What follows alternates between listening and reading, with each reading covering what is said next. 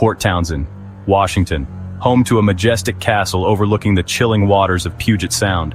This is no fairy tale fortress. This is Manresa Castle, a place where whispers of tragedy echo through the halls. I'm Zach Bagans, and tonight we delve into the heart of this haunted castle. We're here to confront the entities trapped within its walls. Manresa has a dark heart. It pulses with the energy of tormented souls. I've investigated countless haunted locations, but Manresa holds a different kind of fear. It's a fear that seeps into your bones. It makes you question your own sanity. Tonight we're going beyond the veil. We're going to uncover the truth behind Manresa's violent hauntings. Brace yourselves. What you're about to experience is not for the faint of heart. Manresa Castle wasn't always a haven for the paranormal. Its story begins in the late 19th century, a time of great change and ambition. The castle, with its grand architecture and imposing presence, was meant to be a symbol of success and stability. It began in 1892, a year that marked the beginning of a dream for Charles and Kate Eisenbeis. They envisioned a home that would stand the test of time, a testament to their achievements and aspirations. A symbol of wealth and prosperity for Charles and Kate Eisenbeis, the castle was more than just a residence. It was a statement, a bold declaration of their place in society. Charles, a prominent businessman, poured his fortune into this grand estate. He spared no expense, ensuring that every detail reflected his vision of grandeur and elegance. He wanted to leave a legacy, something that would endure long after he was gone. The castle was to be his crowning achievement, a monument to his life's work. Little did he know his legacy would be one of despair and terror. The grand halls and opulent rooms would soon echo with the whispers of the past, haunted by the tragedies that would unfold within its walls. Years passed and the castle changed hands. Each new owner brought their own hopes and dreams, but the shadow of the past lingered, casting a pall over the once proud estate.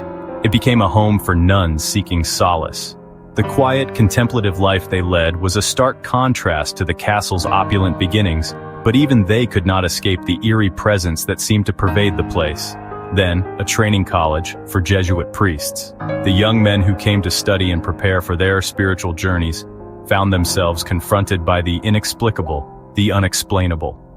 Each group left their mark on the castle. The nuns with their prayers, the priests with their studies, all added layers to the castle's complex history. But it was the Jesuits who felt the true weight of Manresa's darkness. They experienced the unexplainable, the things that go bump in the night, the shadows that seem to move of their own accord.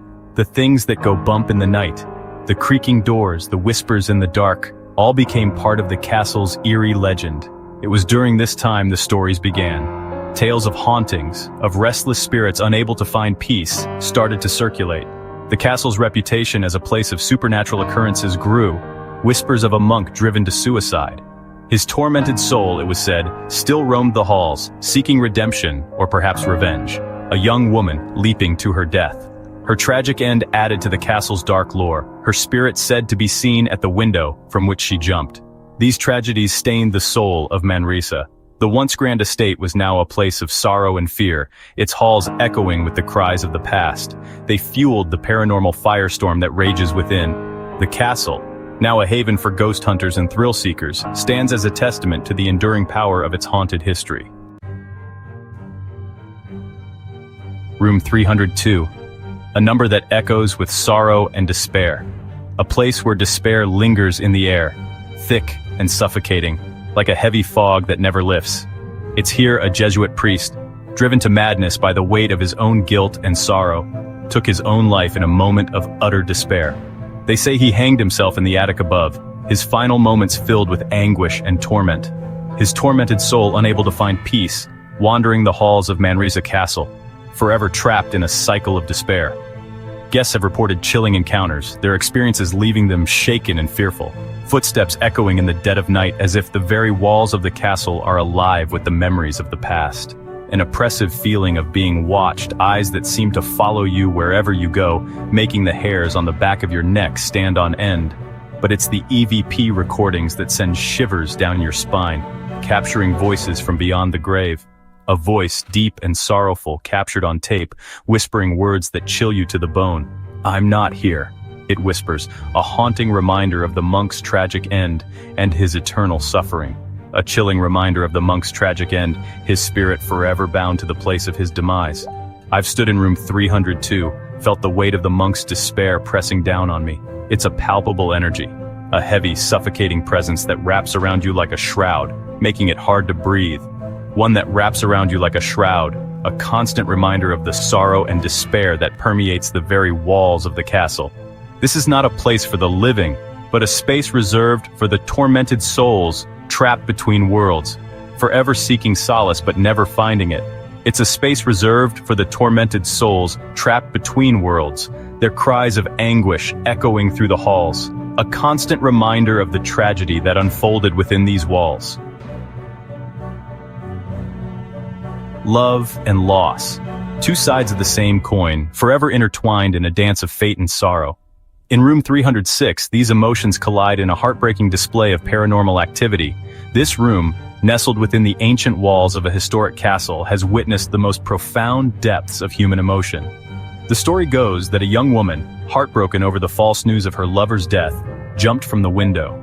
Her despair was so intense, so consuming, that it left an indelible mark on the very fabric of the room. Her spirit, unable to cope with the grief, remained. Trapped between worlds, she lingers in room 306, her sorrow echoing through the halls. This room is a hotbed of paranormal activity. Lights flicker, casting eerie shadows that dance on the walls. The air grows cold, sending chills down the spine of anyone who dares to enter. The television turns on and off, as if manipulated by unseen hands. Cold spots send chills across your skin, making the hair on the back of your neck stand on end. But it's the feeling of being watched that truly unsettles you. It's as if the young woman's heartbroken gaze follows your every move, her presence palpable and haunting. Some say her spirit roams the halls, searching for her lost love. They claim to have seen her shadowy figure drifting through the corridors, a silent specter of sorrow. Others believe she's trapped, reliving her final moments of despair over and over again.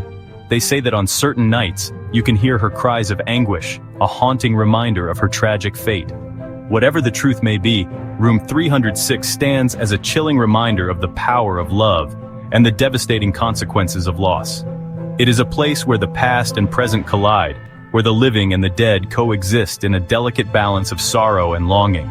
The castle itself, with its ancient stones and weathered walls, seems to breathe with the weight of history. Each creak of the floorboards, each whisper of the wind, adds to the eerie atmosphere that pervades room 306. Visitors often leave with a sense of unease, their minds haunted by the tragic tale of the young woman and her lost love. They speak of feeling a profound sadness, a deep connection to the sorrow that lingers in the room. Room 306 is more than just a room. It is a testament to the enduring power of love and the haunting grip of despair. It serves as a chilling reminder that some emotions are so powerful, they transcend time and space, leaving an everlasting imprint on the world around them. As I ascended the narrow staircase, a sense of unease settled over me. The air grew colder, and the shadows seemed to dance with a life of their own. I reached the attic door, my hand trembling as I turned the old, creaky knob. There, in the dim light, I could feel the weight of countless stories and secrets. Every step I took echoed through the space, each creak of the floorboards sending shivers down my spine. This was where the past lingered, where whispers of history seemed to merge with the present, and as I stood there, I couldn't shake the feeling that I was not alone. As I ventured deeper into the castle, I began to notice something unsettling. There were sounds echoing through the halls, mimicking my own footsteps. It was as if the shadows themselves were alive, playing tricks on my mind. I couldn't shake the feeling that I was being watched, followed by an unseen presence. The nights were the worst. The castle seemed to come alive with whispers and distant cries. Sleep was a luxury I could no longer afford. Every creak of the floorboards, every gust of wind through the broken windows felt like a torment from the unknown. I was no longer sure if it was the castle haunting me or if my own fears had taken on a life of their own. By now, the castle had a firm grip on my sanity. I found myself questioning reality, unable to distinguish between what was real and what was a figment of my imagination. The line between the living and the dead blurred, and I felt as though Manresa Castle was pulling me into its dark embrace. refusing to let go. If you've ever experienced something similar, or if you have your own stories about haunted places, we'd love to hear from you. Share your experiences in the comments below, and let's unravel these mysteries together. Until next time, stay curious and stay safe.